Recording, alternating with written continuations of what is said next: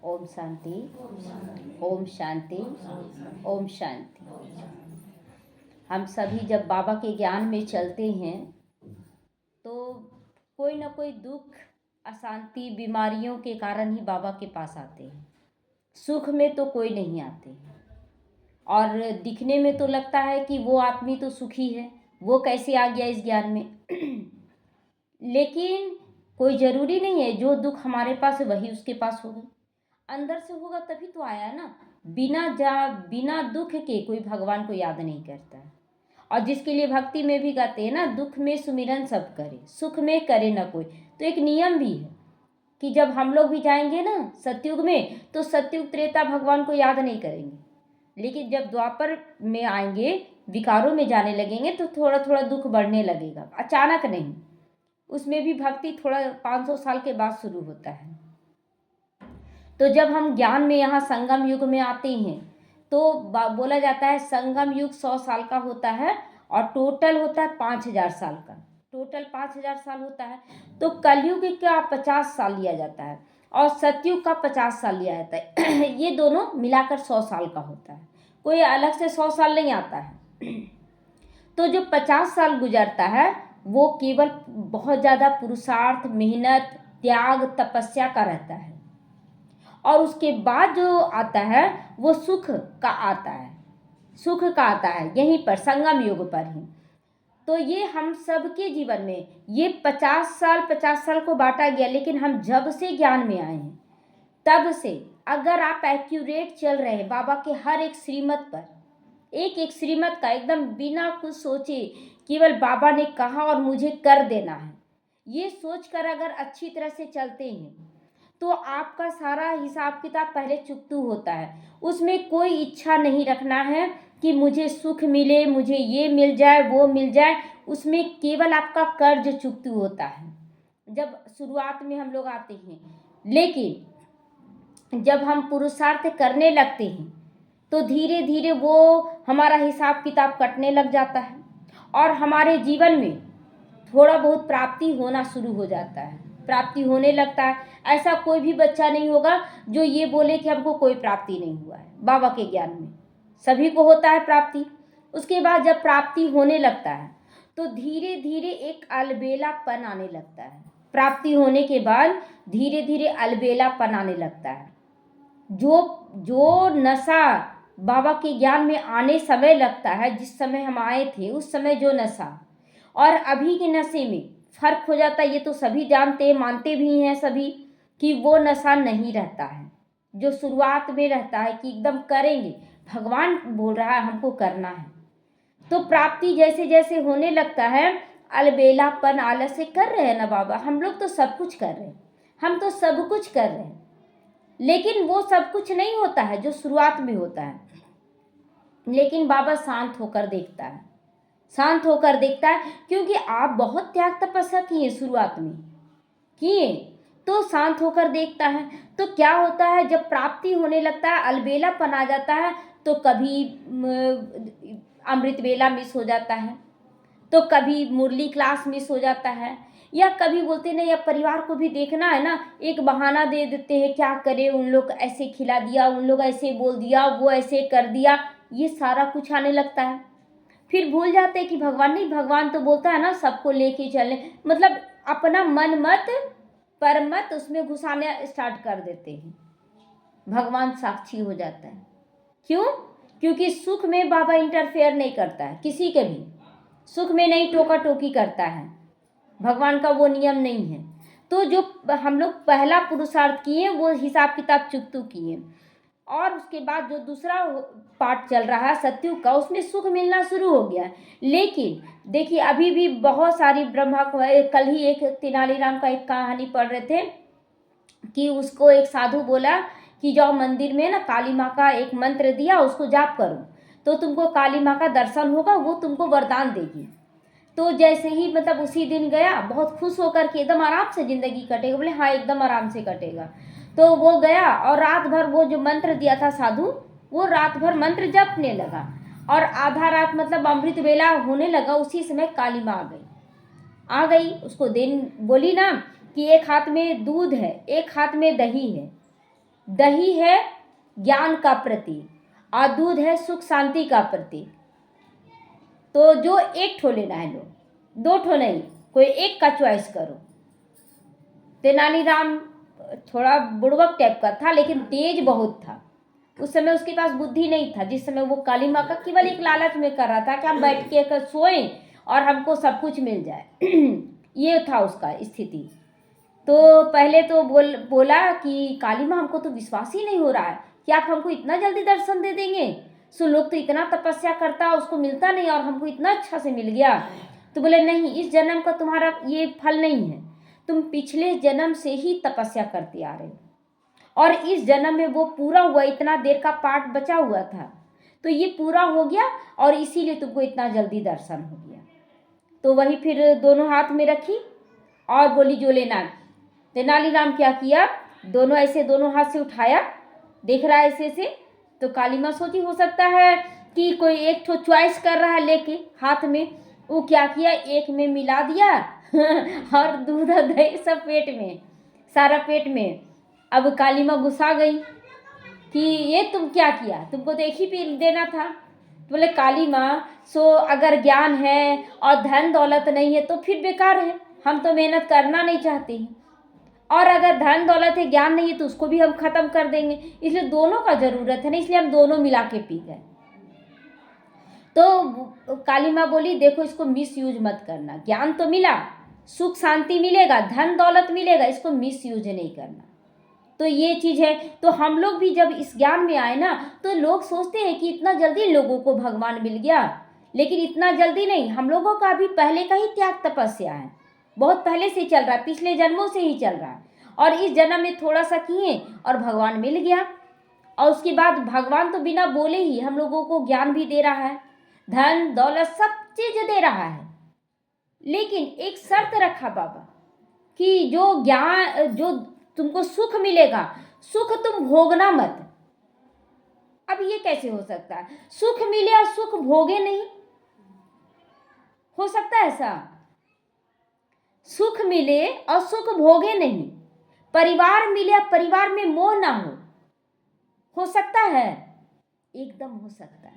लेकिन यही लोग गलती कर देते। बाबा के बच्चे क्या करते हैं कि जब ज्ञान में बहुत ज़्यादा अच्छा से पुरुषार्थ करने लगते हैं तो उसका जीवन बदलने लगता है, सब कुछ बहुत अच्छा होने लगता है, लेकिन धीरे धीरे वो परिवार, धन दौलत, प्राप्तियों में उलझ जाता है और सोचता और मिल जाए और मिल जाए, उसी में बस करते चला जाता है। उसका पुरुषार्थ धीमा पड़ जाता है, और जो पुण्य का फल है, उसको सुख शांति उसमें जो रम जाता है, तो उसके कारण उसका पुण्य फल तो खत्म हो रहा है, लेकिन उस सुख को भोगने में फिर वो मन मत जो यूज कर लेता है, उससे उसका माइनस पॉइंट होने लगता है, माइनस में जाने लगता है। और यही कारण है कि जो 50 साल सुख में, उसमें कुछ ही साल में उसका पुण्य फल खत्म हो जाता है, और फिर वो दुख, अशांति, बीमारी बढ़ जाता है। और फिर बच्चे क्या बोलते हैं, हम तो इतना बाबा बाबा कर रहे हैं, फिर क्यों नहीं ठीक हो रहा है? क्योंकि हम उसमें रम जाते हैं, उसमें विलीन हो जाते हैं कि नहीं, हम तो डिटैच हैं, हम डिटैच हैं, हमको उससे कोई लगाव झुकाव नहीं है। अटैचमेंट रहता है, वो माया से नहीं छुपता है। हम एक दूसरे से छुपा सकते हैं, लेकिन माया से छुपा सकते हैं हमारे मन में क्या चल रहा है, और यही हमारा पुण्य कर्म खा जा रहा है। सतयुग में जरूर सुख होगा, लेकिन सुख में वो रमेंगे नहीं देवी देवता। सुख में सुखी है, जैसे धन दौलत है, अब लाइन है, लाइन तो हम जलाएंगे ना, लेकिन ऐसा नहीं कि लाइन ना रहे तो हम बेचैन एकदम हो जाए, ये स्थिति नहीं। हर स्थिति में अचल अडोल होना चाहिए। अच्छा, परिवार का बहुत ज़्यादा प्यार मिल रहा है, बहुत अच्छा है, परिवार का प्यार मिल रहा है तो हम भी प्यार दे रहे हैं, वो भी प्यार दे रहे हैं। लेकिन अगर थोड़ा सा अगर कुछ ना मिले तो बेचैन हो जाए, मेरा बेटा तो अब पूछता नहीं है, मेरा पति पूछ नहीं रहा, मेरा ये ऐसे है, फिर मेरापन आया कैसे? आया ही क्यों? आप रम गए उसमें, आप रम गए। आपको तो ज्ञान मिल चुका था पहले कि मैं भी आत्मा, तुम भी आत्मा। फिर ये परिवार का दुख का फीलिंग भी क्यों, ये फीलिंग भी क्यों? वो अपना पार्ट बजा रहा, हम अपना पार्ट बजा रहे हैं, बजाने दे। वो बोल रहा है, वो बोल रहा है, वहाँ चलो चल रहा है। अभी बाहर में जैसे कोई डेक बजा देता है, गाना बजा देता है, आप कुछ कर सकते हैं? बोलने सोचेंगे कि जा रहे हैं उसको बोलने के लिए कि थोड़ा धीमा आवाज में बजाओ, ये भी नहीं बोलने का ताकत रख सकते हैं। क्यों? वो बोलेगा हम अपने घर में बजा रहे हैं, आपको क्या मतलब, आप भी बजाइए। उसी तरह घर परिवार वाले अगर कोई कुछ बोल रहा है तो अपना बोल रहा है, जहां तक हो सकता है करें, नहीं होता है डिटैच, बाबा आपका बच्चा है, बाबा आप इसको शांत कीजिए। अगर डिस्टरबेंस हो रहा है, लेकिन अब शांति का अनुभूति कब होता है? जब अशांति का माहौल होता है। अशांति के माहौल में शांति का ज्ञान होता है ना। तो बाबा कहता है कि हम लोगों को हमेशा देखना है कि हम लोगों को वो शांति का अनुभूति कैसे हो रहा है। क्योंकि देखिए, जब सुख रहता है तो दुख का फीलिंग नहीं, लेकिन दुख आता है उसके बाद सुख मिलता है, तब सुख का फीलिंग आता है कि हाँ हमको सुख मिल रहा है। तो जब अशांति है, कोई बहुत ज़्यादा बोल रहा है, बहुत ज़्यादा कर रहा है, उस समय हमें देखना है कि हम शांत रहते हैं, हम डिटैच हैं। तो ये फल, दोनों फल हम लोगों को मिल रहा है, सतयुग का भी और कलयुग का भी देख रहे हैं। लेकिन हम कलयुग का तो बाबा बाबा करके पार करते हैं बहुत अच्छे से, लेकिन जब सतयुग का पाठ शुरू होता है संगम युग पर, तो हमारा पुरुषार्थ ढीला पड़ जाता है। और यही पुरुषार्थ ढीला पड़ने के कारण ही हमारा पद कम हो जाएगा। आज एक बहन पूछ रही थी कि जैसे कि बहुत बड़ा बड़ा सेंटर कहीं कहीं बन रहा है, दीदियों का भी बहुत बड़ा बड़ा सेंटर, तो बोली कि इतना बड़ा बड़ा सेंटर बना रही हैं, इतना पैसा भी आ रहा है, कितना क्या करेंगी उन लोग, कैसे क्या करेंगी? तो बोले कि देखिए आप कि उन लोगों को इतना मिल रहा है पैसा, कौन दिलवा रहा है?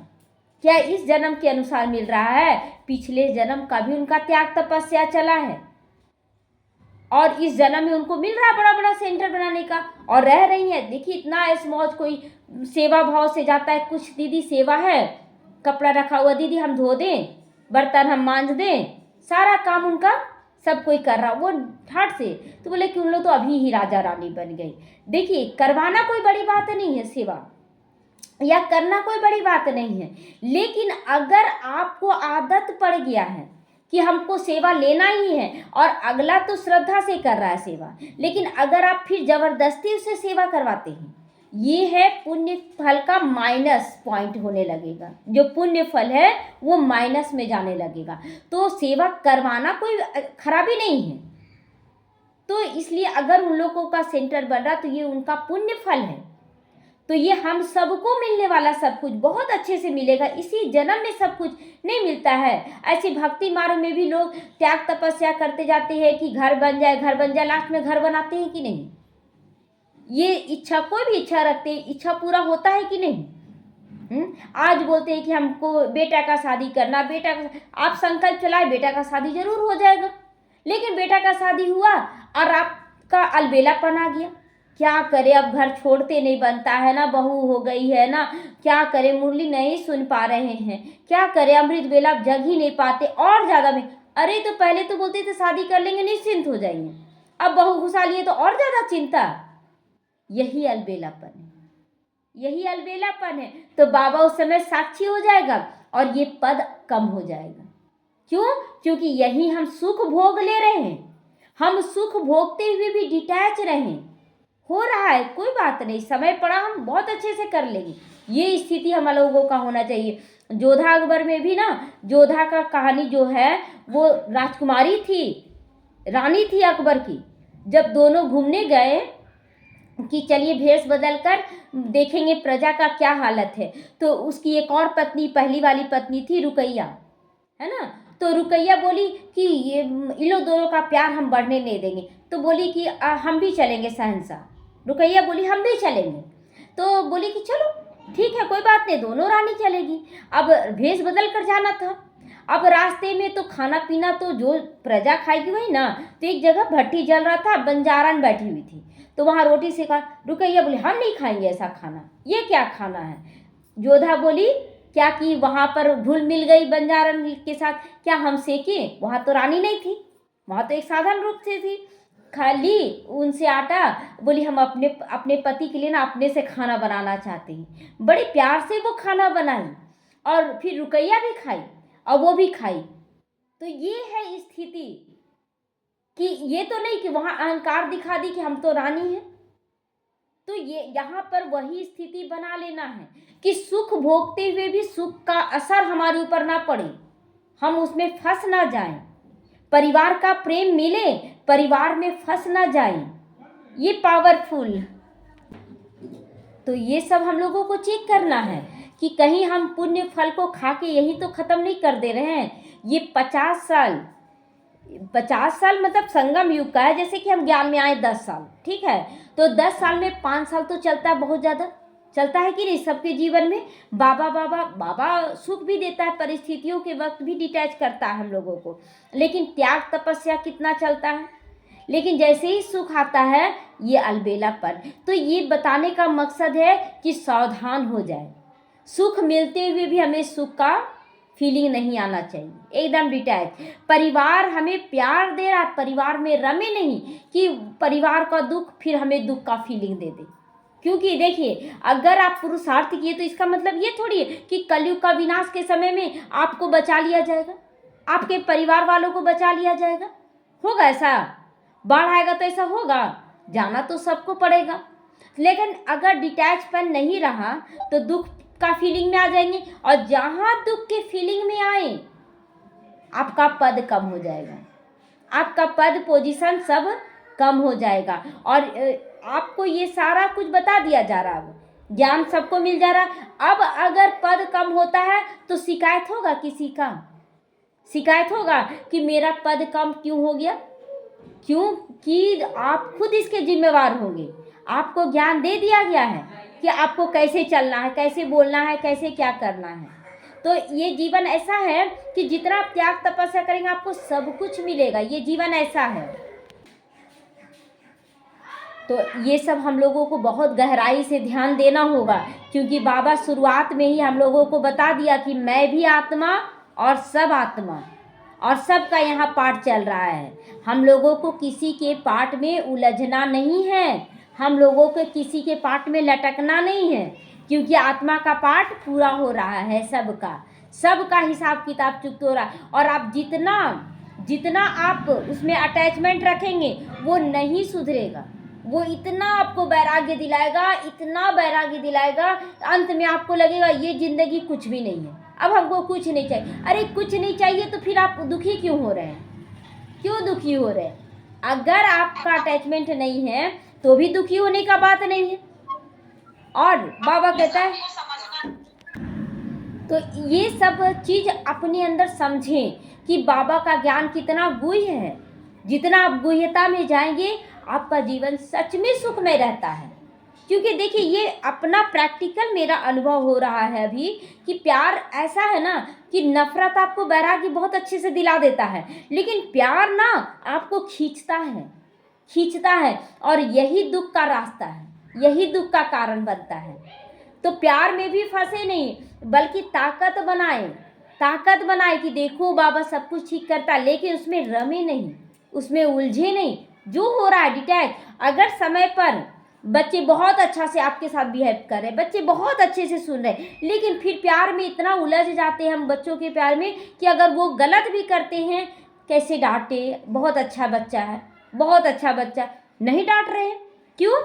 और अभी एक माता का सुन रहे थे ना कि बेटी हर तरह से गलत कर रही है, हर तरह से गलत कर रही है, ड्रामा में उसका यही पार्ट है, तो हम क्या करें?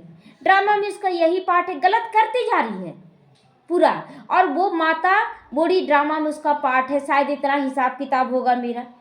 लेकिन आप समझा सकते हैं ना, आपको निमित्त बनाया गया माता के रूप में, आपको उसको समझाना है। अगर समझा सकते हैं तो, नहीं समझा सकते तब डिटैच होने का बात है, लेकिन ब्रह्मा बाबा क्या बोलता था कि अगर बेटा गलत रास्ते में है उसको निकाल दो, गलत रास्ते में उसको बेदखल कर दो, क्लियर करता था बाबा। क्यों देना? वो अच्छे भी बर्बाद कर देगा, कड़ाई से ये डिसीजन। लेकिन हम मोह माया में, मेरा बेटा खाया नहीं है, मेरा बेटा ये नहीं है, वहाँ चला गया, ऐसे चिंता में घुट रहे हैं। तो जब तक आप निकलेंगे नहीं मोह से, तो आप सामने वाला सुधरेगा ही नहीं, एकदम डिटैच। और उसकी स्थिति का प्रभाव हमें दुखी ना कर दे, ये स्थिति पहले अपना बनाना है। हम अगर दुखी हो रहे हैं तो हमारा माइनस पॉइंट जा रहा है। किसी भी परिस्थिति में अचल अडोल, ये परीक्षा माया क्यों लेती है? माया का क्या दुश्मनी हमसे है?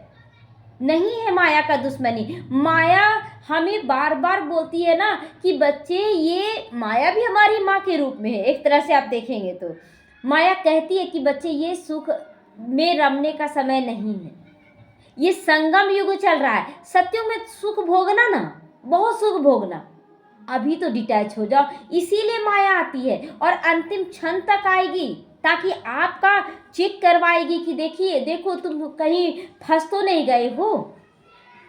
तो इसलिए माया का भी शुक्रिया करेंगे कि नहीं? माया का भी शुक्रिया, बहुत बहुत शुक्रिया कि जो विघ्न लाती है। विघ्नों में हमें पता पड़ता है कि मेरे अंदर कौन से गुण की कमी है, कौन सी शक्ति की कमी है, किसमें अटैचमेंट तो नहीं है। किसी के विचारों में हम इतने जकड़ जाते हैं कि सामने वाला जो विचार दे वही हमको लगता है कि वही माने, वही हम करें। नहीं, विचार वही जो बाबा का श्रीमत है, उस पर हमको चलना है। फिर 1000 लोग एक तरफ, आप अकेले में खड़े हों, आप शक्तिशाली बन के रहेंगे। अगर आप एक श्रीमत बाबा को लेकर चलते हैं तो 1000 लोग भी सामने खड़े हैं, आप शक्तिशाली ज़्यादा रहेंगे। युगल बोल रहे थे कुछ दिन पहले कि मंदिर में जब मीटिंग हुआ, देखो कितना भीड़ लग गया था, कितना भीड़ लग गया था। तुम लोगों का तो इतना भीड़ लगता नहीं है। तो बोले उनको कि अक्षोणी सेना किधर गया था? कौरव की तरफ, और पांडव किधर थे? कृष्ण की तरफ। जीत किसका हुआ? तो चुप हो गए। हम लोग वही 5 पांडव हैं, बस हो गया खत्म, ज़्यादा बहस करने की जरूरत ही नहीं। तो हम लोगों को देवी देवता बनाया जा रहा है, कोई भक्त आत्मा नहीं कि दिन भर भीड़े लगे रहे, वैसा नहीं है यहाँ। तो घड़ी घड़ी माया चाहती है, जवाब सुनना चाहती है। उन लोग भी उलझी हुई है ना, उन लोग चाहती है कि हमको एक्यूरेट जवाब मिले समय पर, और हंसते खेलते भी जवाब आप दे सकते हैं। जरूरी नहीं है कि हम किसी को लड़ाई करके कड़वे बोल बोल के जवाब दें, हंसी मजाक में भी हम जवाब दे सकते हैं। तो ये सब बहुत सुंदर खेल है, ये जिंदगी इतना सुंदर खेल है, बस खेलना आना चाहिए, खेलना आना चाहिए। खेल नहीं पाते हैं तो बोलते ये परेशानी, ये परेशानी। कोई परेशानी नहीं। अरे हर दिन हमको 2 कपड़ा पहने हुए हैं, 2 रोटी खा रहे हैं, रोटी नहीं मिला तो ठीक, नहीं मिल रहा है तो ठीक। एक साधु था, जा रहा था रास्ते में, जा रहा था मतलब संगठन में जा रहा था। अब उसका उस दिन पेट खराब हो गया, साधु का पेट खराब हो गया, तो बार बार फ्रेश होने के लिए जाने लगा। अब दूसरे साधु जन जो थे वो बोले आपके कारण लेट हो रहा है, हम लोग आगे निकलते हैं। सारे लोग छोड़ के चले गए। उसका इतना ज़्यादा पेट खराब हो गया, वहाँ एक छोटा सा कोई गुफा था, उसी में जाके बैठ गया और कमज़ोर हो गया, क्योंकि खाना पीना तो कुछ नहीं मिल रहा था।